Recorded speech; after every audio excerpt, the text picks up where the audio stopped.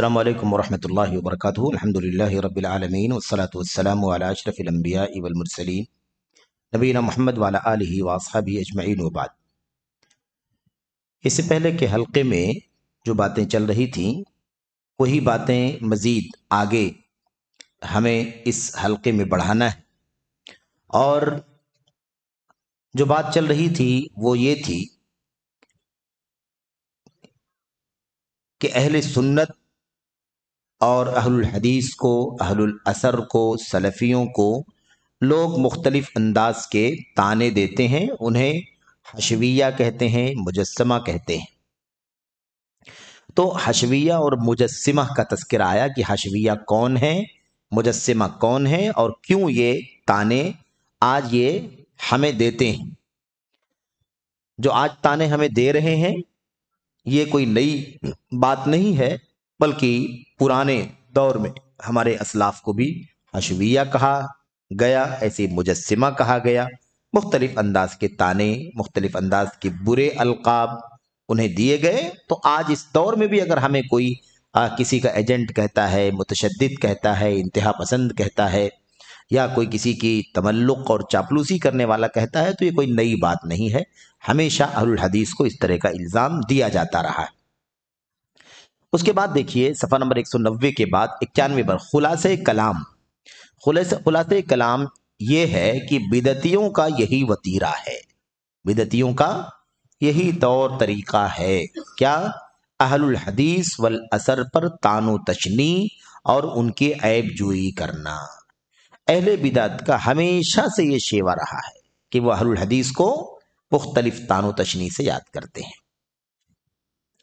اچھا، اس کے بعد یہ تو ہو گئی بات، یہ حاشیہ نمبر 1، 2 اور 3 کی بات ہو گئی۔ ہمارے لیے اب یہ ہمارے سامنے اب صفحہ نمبر 192 پر ہے نا، ہم یہ باتیں پڑھ لیں، پھر اس کے بعد اس کا ہے نا یہ پڑھتے ہیں کہ نیچے حاشیے میں کیا لکھا ہوا ہے۔ کہتے ہیں لہذا اس فرقہ واریت کا بنیادی سبب اس ملک کے علماء کو چھوڑ کر کچھ ایسے مشکوک یا گمراہ گر لوگوں سے افکار و نظریات اور دعوتی مناہج کا حصول ہے، جو اس ملک میں امن و استقرار، تحکیم شریعت اور دیگر نعمتوں کا خاتمہ چاہتے ہیں، جن میں ہم اس ملک میں جی رہے ہیں، جو دیگر ممالک میں ناپید ہیں۔ سمجھنے کی بات ہے، بات کیا چل رہی تھی؟ پہلے والے حلقے میں یہ بات آئی تھی کہ لوگ اپنے علماء سے جڑے ہوئے تھے تو کوئی بھی مسئلہ انحراف کا نہیں تھا۔ باہر کے افکار و نظریات آئے، کتابیں آئیں، میگزینیں آئیں، تو لوگوں کے اندر انحراف پیدا ہونا شروع ہو گیا۔ اس لیے اس فرقہ واریت، یعنی جو سعودیہ کے اندر فرقے بن گئے، یعنی الگ الگ فرقوں کے پیچھے لوگ جو چلنے لگے، اندر کوئی فرقے کی پرمیشن نہیں ہے، کسی کی مطلب کوئی سرگرمی آفیشیل ہو اس کی اجازت بالکل نہیں ہے، لیکن اس کے باوجود جو فرقہ واریت کی سوچ جو بن گئی، کچھ نوجوان اس کے ساتھ، کچھ نوجوان اس کے ساتھ، کچھ اس فکر کے، کچھ اس فکر کے، یہ جو فرقہ واریت ہے، کہتے ہیں اس کا سبب، بنیادی سبب اس ملک کے علماء کو چھوڑ کر، اس ملک کے علماء کو چھوڑ کر کچھ ایسے مشکوک اور گمراہ کرنے والے لوگوں، مشکوک یعنی جس کا منہج صحیح پتہ، اس کے منہج کا صحیح پتہ نہیں ہے، مشکوک ہیں، ڈاؤٹ فل لوگ ہیں، ایسے ہی گمراہ کرنے والے لوگ، ان سے افکار و نظریات اور دعوتی مناہج کا حصول ہے۔ یہ فرقہ بندی کیوں آئی سعودی عرب کے اندر؟ اس وجہ سے آئی ہے، کیوں؟ اس ملک کے علماء کو لوگوں نے چھوڑا، اس ملک کے علماء کو لوگوں نے چھوڑا۔ اب وہیں پر علامہ ابن باز ہیں، علامہ ابن عثیمین ہیں، شیخ صالح فوزان ہیں، صالح الحیدان ہیں، عبداللہ المطلق ہیں، اور دیگر علماء ہیں۔ ان علماء کو چھوڑ کر کے اب ہم ڈھونڈتے ہیں کہ وہ مصر کے فلاں کو سنیں گے، کویت کے فلاں کو سنیں گے، اس ملک کے فلاں کو سنیں گے۔ یہ جو مسئلہ پیدا ہوا نا نوجوانوں کے اندر، اس کی وجہ سے انحرافات پیدا ہوئے۔ تو افکار و نظریات اور دعوتی مناہج، جب لوگوں نے علماء سعودیہ کو چھوڑ کر کے باہر کے علماء کو، مشکوک علماء کو اور ان کی گمراہ کرنے والے علماء کو جب سننے لگے، تب جا کر کے یہ انحراف پیدا ہوا ہے۔ اچھا، ایک بات تو ابھی اس میں جو حاشیے ہیں وہ ابھی ہم پڑھنے والے ہیں انشاءاللہ تبارک و تعالی، اس سے پہلے ہے نا یہ بات کم سے کم پیراگراف سن لیجئے تاکہ بات واضح ہو جائے۔ شیخ کہتے ہیں یہ جو مشکوک لوگ ہیں، ڈاؤٹ فل لوگ، یا جو گمراہ کرنے والے لوگ ہیں، سعودی عرب کے علماء کے باہر کے لوگ، علماء، ان لوگوں سے علم حاصل کرنے کی وجہ سے، ان کا منہج، ان کی فکر قبول کرنے کی وجہ سے انحراف پیدا ہوا ہے۔ ان لوگوں کا مقصد کیا ہے؟ ان لوگوں کا جو گمراہ کرنے والے ہیں باہر کے لوگ یا مشکوک لوگ ہیں، ان لوگوں کا مقصد کیا ہے؟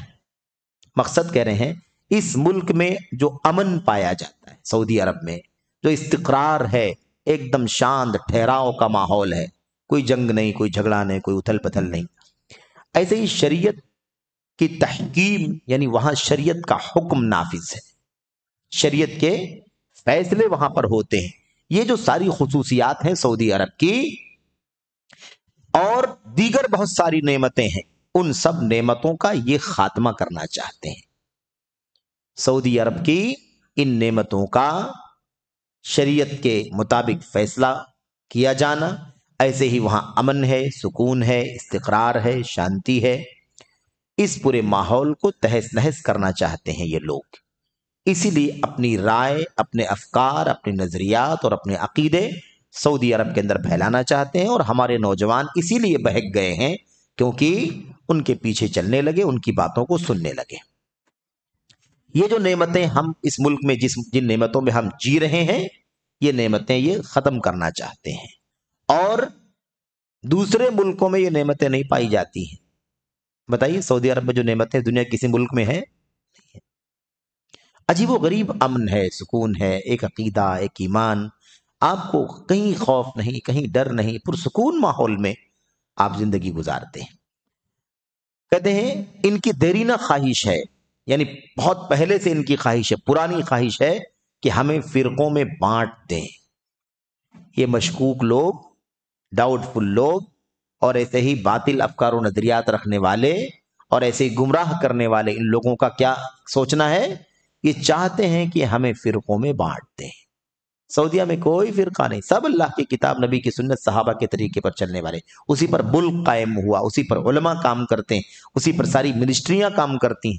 لیکن ان لوگوں کی سوچ کیا ہے کہ اس ملک کو بانٹیں، اس کے اندر بھی فرقے بن جائیں، اس میں بھی وہی، وہاں کچھ تبلیغی ہیں، کچھ اخوانی ہیں، کچھ صوفی ہیں، کچھ خارجی ہیں، کچھ رافضی ہیں، اس طرح سے اس ملک کو بھی بانٹنا چاہتے ہیں۔ ہمارے نوجوانوں کو اچک لیں، کیا چاہتے ہیں؟ ہمارے نوجوانوں کو اچک لیں اور ہمارے علماء سے اعتماد ختم کر دیں۔ عوام کا اعتماد، نوجوانوں کا اعتماد علماء پر نہ رہے، بلکہ وہ ان کا اعتماد ختم کر دیں۔ اپنے علماء کی کوئی قیمت نہیں، فلاں کو سننا ہے، فلاں کو، ان علماء پر کوئی اعتبار نہیں ہے۔ اچھا، اور ایسی صورت میں بڑے ناگفتہ بہ حالات پیدا ہو جائیں گے، یعنی بہت ایسے حالات پیدا ہو جائیں گے جو بیان کرنے کے لائق۔ ناگفتہ بہ کا مطلب ہے جس کو بیان نہیں کیا جا سکتا، ناقابل بیان، بولنے کے لائق نہیں، ایسے حالات پیدا ہو جائیں گے۔ لہذا ہم علماء، دعات، نوجوان، عوام، علماء، دعات، نوجوان اور عوام، سب کو اس سلسلے میں چوکنا ہونے کی ضرورت ہے کہ ہم درآمد افکار و نظریات، یعنی باہر سے اندر آنے والے افکار و نظریات اور مشکوک مبادی کو، یعنی مشکوک ڈاؤٹ فل سورس، کیا نام ہے، اصولوں کو، ڈاؤٹ فل اصولوں کو، خواہ وہ کتنا ہی حق اور خیر یعنی سنت کے لبادے میں ملبوس نظر آئیں، ہرگز قبول نہ کریں۔ کتنا بھی وہ اچھا لگیں، کتنا بھی وہ حق دکھائی دے، کتنا بھی خوبصورت دکھائی دے، ہماری سب کی ذمہ داری ہے، علماء، دعات، عوام، نوجوان، سب کی ذمہ داری ہے کہ کسی بھی نئے راستے کو ہرگز قبول نہ کریں، جو دیکھنے میں کتنا بھی خوبصورت لگتے ہوں، ہم اس کو بالکل بھی تسلیم نہ کریں، کیونکہ ہمیں الحمدللہ اپنی حالت کے بارے میں کسی طرح کا شک و شبہ نہیں ہے۔ ہم الحمدللہ اہل حدیث، ہم سلفی، اہل سنت والجماعت کے عقیدے منہج پر چلنے والے لوگ ہیں، کیا ہمیں کوئی ڈاؤٹ ہے؟ ہم علم اور بصیرت کی روشنی میں الحمدللہ پورے اطمینان کے ساتھ اس پر عمل کر رہے ہیں، ہمیں کوئی ڈاؤٹ نہیں۔ تو پھر کیوں ادھر ادھر جانا، کیوں اس کی سننا، کیوں اس کو پڑھنا، کیوں اس کی باتیں سننا, کیوں اس کے مسائل کو لینا؟ کیا ہم شک شبے میں ہیں؟ کیا ڈاؤٹ میں ہیں ہم کہ ابھی کس اور دیکھو اور دیکھو, ہو سکتا ہے وہاں سچائی ہو وہاں سچائی ہو؟ ایسی کوئی نوبت تو نہیں ہے. ختم ہے, فائنل ہے یہ. ہم علم و بصیرت کے ساتھ پورے اعتماد کے ساتھ اپنے منہج پر چل رہے ہیں, اس لیے ہمیں کسی اور طرف جانے کی دیکھنے کی ضرورت نہیں ہے. یہ ہو گئی بات. آئیے ابھی باقی ہے آگے سوال کا بقیہ حصہ. ان میں جو حاشیے جو آئے ہیں وہ سے ہم پڑھ لیں. لکھا ہے شروع میں کیا کہا تھا, اس ملک کے علماء کو چھوڑ کر, یعنی گمراہی جو پیدا ہوئی سعودی عرب میں انحراف, اور اپنے ملک کے علماء کو چھوڑ کر. سوال یہ پیدا ہوتا ہے کہ اپنے علماء کو چھوڑ کر کیا مطلب ہے؟ کیا مطلب ہے اس کا؟ کہتے ہیں اپنے علماء کو نہیں چھوڑنا ہے, اپنے علماء کے ساتھ ہی وابستہ رہ کر کے کام کرنا ہے, علم حاصل کرنا ہے. نمبر ایک دیکھیے, کیونکہ ہمیں اس بات کا پورا یقین ہے کہ عقیدہ و منہج کے اعتبار سے اس ملک کے علماء باقیان سلف ہیں. اس ملک کے علماء کیا ہیں؟ باقیان سلف. یعنی سلف صالحین کا جو عقیدہ, منہج, نظریہ, فکر تھا, افکار و نظریات اور عقائد تھے, وہی سلسلہ آج ہمارے علماء کے اندر بھی موجود ہے. گویا کہ اسی کا بقیہ حصہ ہے جو ہمارے سامنے موجود ہے, کیونکہ اسی نقش قدم پر چلنے والے لوگ ہیں. تو یہ بات بہت اہم ہے کہ ہم کیا سمجھیں کہ ہم نے اپنے علماء سے ہی جڑ کر کے رہنا ہے. سلف کا جو راستہ تھا اسی کا تسلسل ہے یہ علماء, جن علماء کے ہمیں جن علماء کی رہنمائی ہمیں اللہ تبارک و تعالیٰ نے عطا فرمائی ہے. پھر بھی ہم اللہ پر کسی کی صفائی پیش نہیں کرتے. یعنی کیا مطلب؟ انسان ہے, غلطی کبھی کسی سے ہو سکتی ہے. ہم یہ نہیں کہتے کہ سب معصوم ہیں, غلطیوں سے پاک ہیں, ان سے کوئی غلطی نہیں ہو سکتی ہے, ہم یہ نہیں کہتے ہیں. لیکن اللہ تبارک و تعالیٰ کا شکر ہے کہ اس ملک کے علماء, سلف صالحین کے جو علماء تھے, انہی کے نقش قدم پر چلنے والے, انہی کے راستے پر کی پیروی کرنے والے یہ علماء ہیں. اسی طرح کچھ اور بھی سلفی علماء ہیں جو دیگر ممالک میں پھیلے ہوئے ہیں. کچھ اور سلفی علماء دیگر ممالک میں, یعنی شیخ صالح فوزان یہ کہنا چاہتے ہیں یا شیخ جمال یہ کہنا چاہتے ہیں کہ اس کا مطلب, ہمارے کہنے کا مطلب یہ نہیں کہ سلفی علماء یا سلف کے راستے پر چلنے والے صرف سعودی عرب کے اندر ہی ہیں. الحمدللہ دیگر ممالک کے اندر بھی سلفی علماء پھیلے ہوئے ہیں, لیکن یہ بات دیگر ممالک کے عمومی علماء کے مقابل اس ملک کے عمومی علماء کے بارے میں ہے.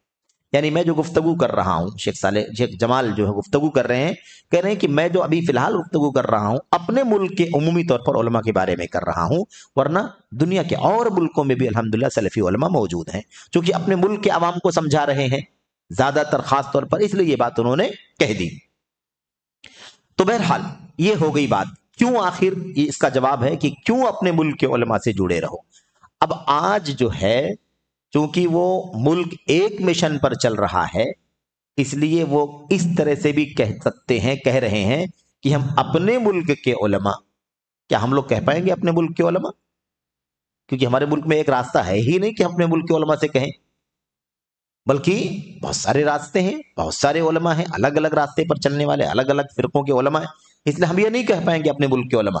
لیکن وہاں چونکہ ایک ہی منہج ہے, تھا اور آج بھی ہے, کچھ انحرافات جو آئے ہیں وہ باہر سے آئے ہیں, اس لیے انہوں نے کہا اپنے ملک کے علماء. تو ہم لوگ کیا کہیں گے؟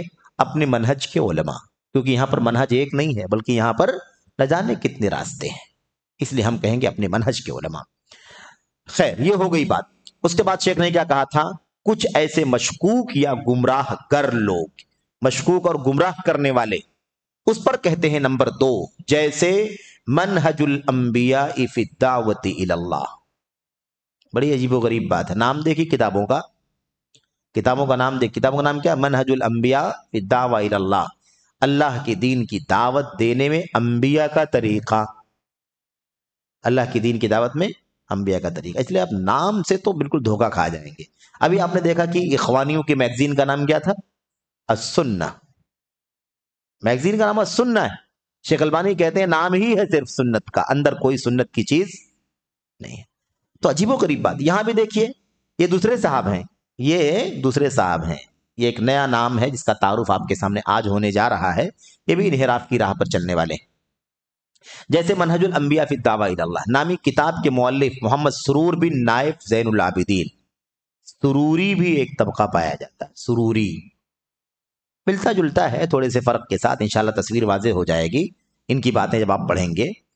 تو یہ جو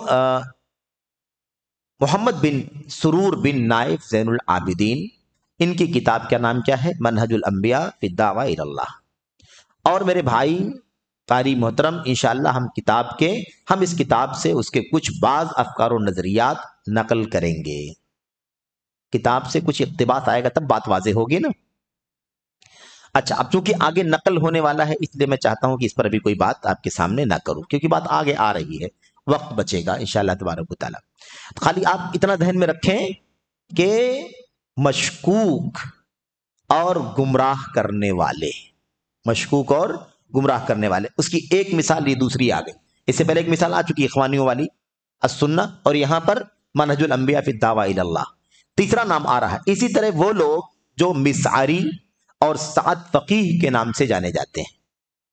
مسعری، ابھی کوئی مسعری کا ذکر کر رہا تھا ساتھیوں میں سے کوئی، یہ مسعری اور سعد فقیہ کے نام سے جانے جاتے ہیں، جنہوں نے اللہ کی نعمت کی ناشکری کی. یہ تب سعودی عرب کے ہی ہیں، یہ سب سعودی عرب کے ہی ہیں، لیکن انہوں نے جب ان کی فکر بدل گئی، انحراف آ گیا، تو ان لوگوں نے ملک بھی چھوڑ دیا. جنہوں نے اللہ کی نعمت کی ناشکری کی اور مسلمانوں کی جماعت سے نکل کر سرزمین کفر میں چلے گئے. یہ سب یورپ میں رہتے ہیں، یہ لوگ سب یورپ میں رہتے ہیں، اور وہاں جا کر ضلالت و گمراہی کی دعوت دینے لگے. پھر دونوں کا معاملہ یہاں تک پہنچا کہ دونوں ایک دوسرے پر لعنت کرنے لگے. آپس میں باطل تو باطل ہی ہے، دونوں ایک دوسرے پر لعنت کرنے لگے، اور اعلیٰ رؤوس الاشہاد اخبارات میں ایک دوسرے کو رسوا کرنے لگے. یعنی ساری دنیا کے سامنے میگزینوں میں، اخبارات میں اس کے خلاف لکھ رہا ہے، اس کے خلاف لکھ رہا ہے. پرانی بات ہے. خیر، اسی طرح تیسرا نام، چوتھا نام ہو گیا نا، محمد بن سرور کا ہو گیا، محمد مسعری ہے، سعد فقیہ ہے، اور ایک تیسرا نام اسی طرح ابن لادن، جس کو بن لادن لوگ کہتے ہیں. تو یہ بن لادن جو ہے نا، اس کے بارے میں بھی دیکھیے، اس کا بھی مسئلہ کیا ہے. اس نے بھی اللہ کی نعمت کی ناشکری کی، اہل سنت والجماعت کے راستے سے بھٹک کر خوارج کا مذہب اپنا لیا. اہل سنت کے راستے سے بھٹک کر خوارج کا راستہ اختیار کر لیا. دنیا بھر میں لاقانونیت اور فتنہ انگیزی کرنے لگا. یہی وہ چیزیں ہیں نا، ہاں، یہ نہیں بھائیں گی. لوگ کہیں گے کہ دیکھو وہ آدمی ساری دنیا میں جہاد کر رہا ہے، امریکہ سے مقابلہ کر رہا ہے، اور اس کو لوگ خارجی کہہ رہے ہیں.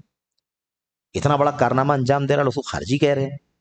اس کا مطلب یہ سب کے سب جو ہے نا، وہ مغربی ممالک کے سب ایجنٹ ہیں.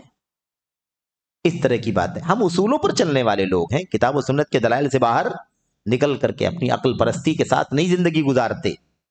اللہ کا دین کیا کہتا ہے؟ ایک ایسا ملک جو کتاب و سنت کی بنیاد پر قائم ہوا، اس کا ایک حاکم ہے، اس ملک کا دستور کتاب و سنت اور سلف کا طریقہ ہے، اس کے علماء اس کے تابع ہیں، منسٹریاں اس کے تابع ہیں، جامعات یونیورسٹیاں اس کے تابع ہیں. تو ایک آدمی اس اسلامی ملک سے مسلمانوں کے حاکم کی اجازت کے بغیر باہر نکل کر کے کوئی بھی ایکٹیویٹی کیسے کر سکتا ہے؟ خروج ہے کہ نہیں خروج ہے؟ یہ اس کے خروج ہونے میں کوئی شک نہیں. اور آگے بہت ساری باتیں آئیں گی، یہاں پر اختصار کے ساتھ یہ بات آئی.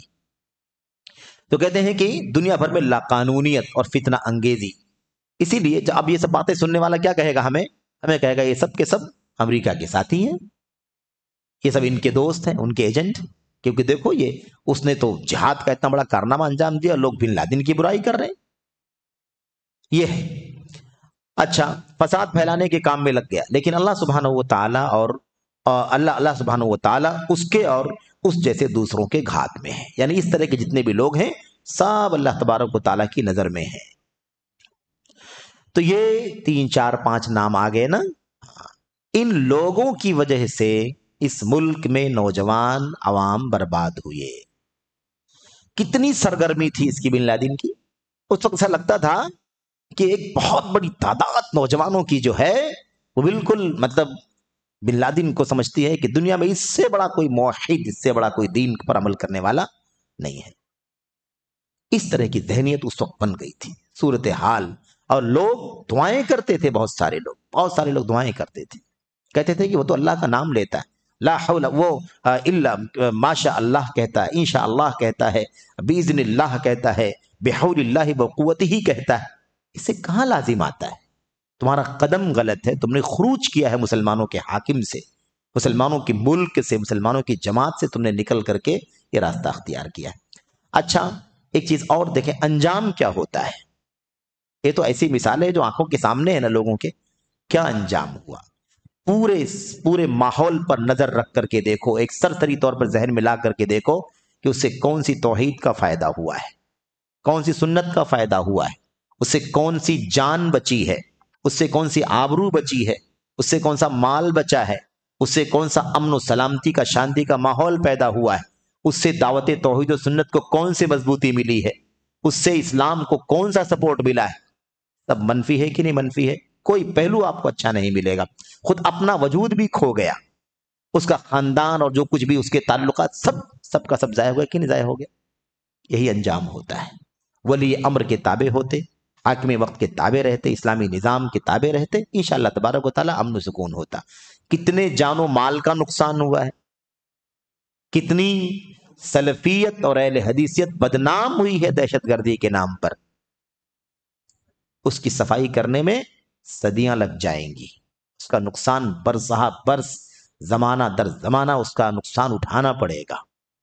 تو یہ سب خروج کے نتائج ہیں جن کو لوگ مجاہد سمجھتے تھے، ہے کہ نہیں؟ بہت بڑی تعداد کہتے تھے کہ دنیا میں اس سے بڑا مجاہد کوئی نہیں، لیکن جب فتنہ بہت زیادہ عام ہو جائے تو حق پرست بھی بہت زیادہ سوچ سمجھ کر کے زبان کھولتے ہیں۔ اس فتنے میں یہ بھی دیکھنا ہے کہ زبان کھولنا ہے کہ نہیں کھولنا ہے۔ پھر آخری درجہ آتا ہے کہ آدمی دل سے اس چیز کو منکر سمجھے، کیونکہ زبان کھولنا بھی ممکن نہیں رہ جاتا کبھی کبھی، اسی لیے اللہ کے نبی نے بتلا دیا تھا کہ تم دل سے انکار منکر کرو۔ جب زبان بھی نہ کھل سکتی ہو، بولا بھی نہ جا سکتا ہو، قلم بھی نہ چلایا جا سکتا ہو، اور جب فتنہ بہت زیادہ عام ہو جاتا ہے تو پھر ایسا لگتا ہے کہ پوری فضا ان کی ہے، ہم تو نہت تھے باقی بچے، اس طرح کی صورتحال بن جاتی ہے۔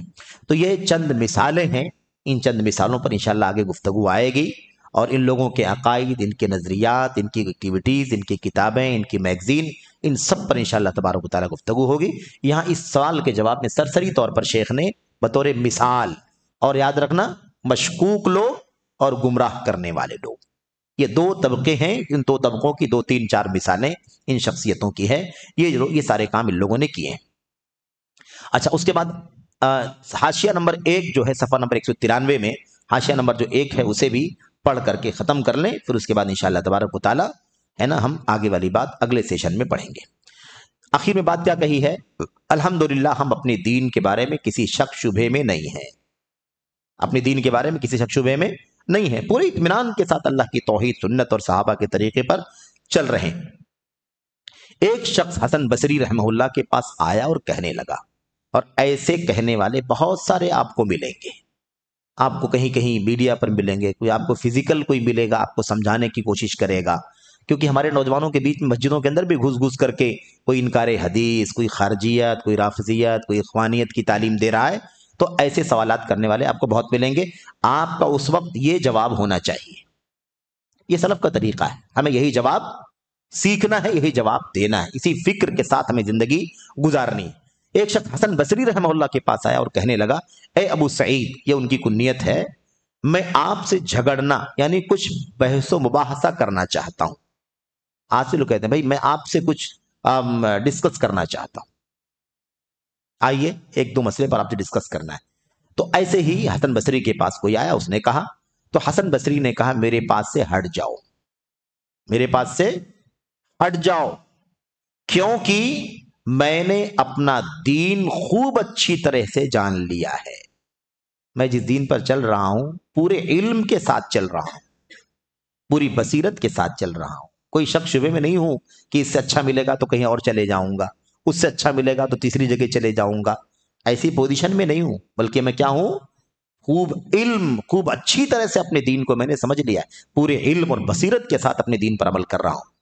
تم سے وہی جھگڑے گا جسے اپنے دین میں شک ہے، جس کو شک ہے وہ ڈسکس کرے گا، تم اس کی بات اپنی بات منوا لو گے، تمہاری بات مان لے گا وہ، لیکن مجھے اس کی ضرورت ہی نہیں باقی بچی نا کہ آپ سے بحث و مباحثہ کروں، کیونکہ میں تو حق پر پہنچ چکا ہوں اور حق پر علم کے ساتھ چل رہا ہوں۔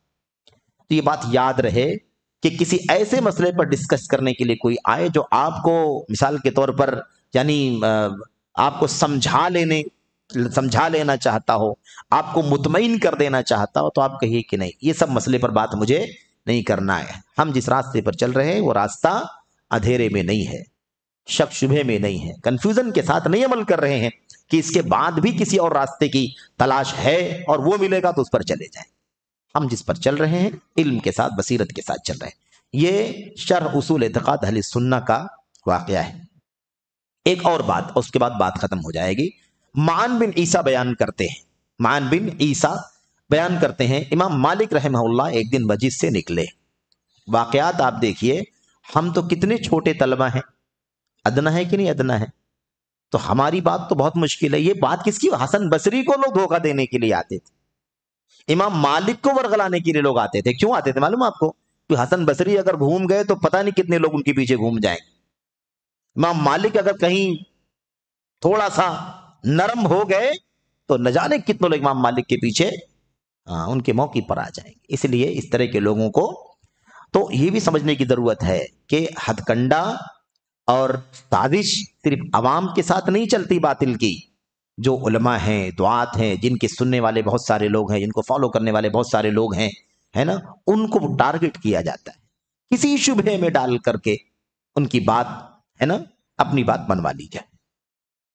امام مالک رحمہ اللہ ایک دن مسجد سے نکلے، اس کا مطلب مسجد نبوی سے نکلے، وہیں مدرس تھے، ہے نا، زندگی بھر درس حدیث دیتے رہے۔